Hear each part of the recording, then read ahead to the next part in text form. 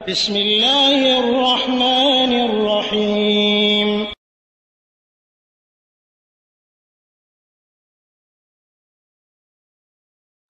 ওয়ালাইকুম আসসালাম রহমতুল্লাহি ওয়া বারাকাতুহু। দিনী ভাই মতিউর রহমান, আপনি জানতে চেয়েছেন ইটালি থেকে যে ভিতরে দোয়া কুনুত কখন পড়তে হবে এবং হাত উঠে দোয়া কখন করতে হবে, কোন সময়ে করা লাগবে।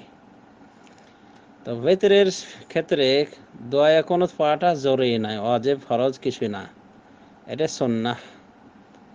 এবং এই ভিতরের কুনুত রাসূলুল্লাহ সাল্লাল্লাহু আলাইহি ওয়াসাল্লাম থেকে বিশুদ্ধ সনদে প্রমাণিত নয় যে তিনি পড়েছেন, এভাবে একাধিক উলামায়ে দ্বীন দাবি করেছেন। তবে তিনি শিক্ষা দিয়েছেন হাসান বিন আলীকে এই কুনুতের দোয়া, যেমন আল্লাহুম্মা হদিনি ফিমান হাদাইতা ওয়া আফিনি ফিমান আফাইতা ওয়া তাওয়াল্লানি ফিমান তাওয়াল্লাইতা ওয়া বারিক লি ফিমা আতাইতা ওয়া কিনি শাররা মা কাদাইতা ফা ইন্নাকা তাকদি ওয়া লা ইউকদা আলাইকা ইন্নাহু লা ইয়াযিল্লু মান ওয়ালাইতা ওয়া লা ইয়াইজ্জু মান আদাইতা তাবারাকতা রাব্বানা ওয়া তাআলাইতা।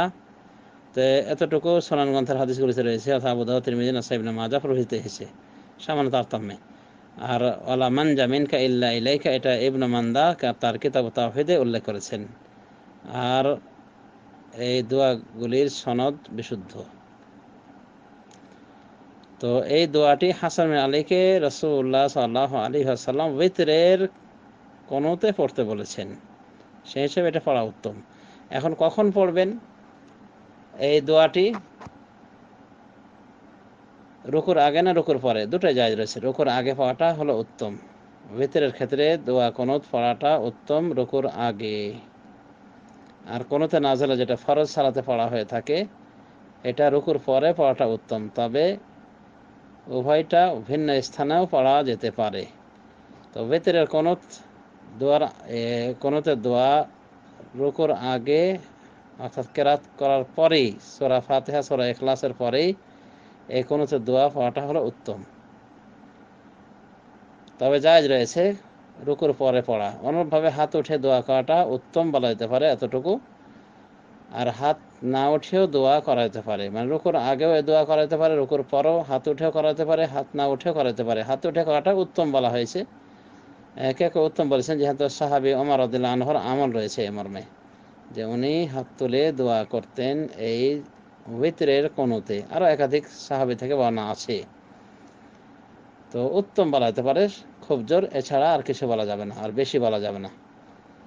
তাহলে বুঝতে পেরেছেন যে ভিতরের কুনুত রুকুর আগেও হয়, পরেও হয়, আবার হাত উঠেও হয়, হাত না উঠেও হয়, উভয়টি জায়েজ রয়েছে, শুধু উত্তমের খেলাফ।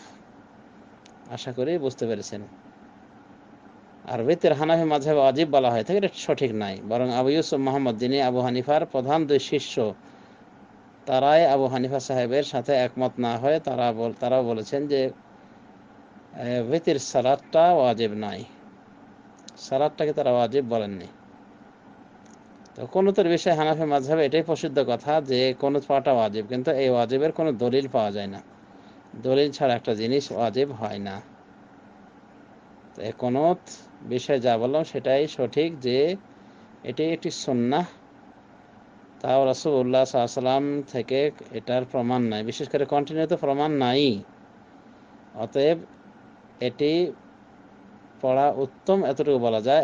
আর মাঝে মধ্যে বিরতি দিয়ে পড়লে সেটা আরও উত্তম হবে, কারণ রাসূলুল্লাহ সাল্লাল্লাহু আলাইহি ওয়াসাল্লাম এই ভিতরের কুনুত নিয়মিত পড়লে অবশ্যই সাহাবায়ে কেরাম উল্লেখ করতেন, কিন্তু এমন কিছু পাওয়া যায় না।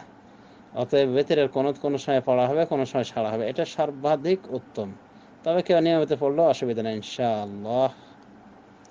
হাযা বিল্লাহি তাওফীক ওয়া সাল্লাল্লাহু আলা নবী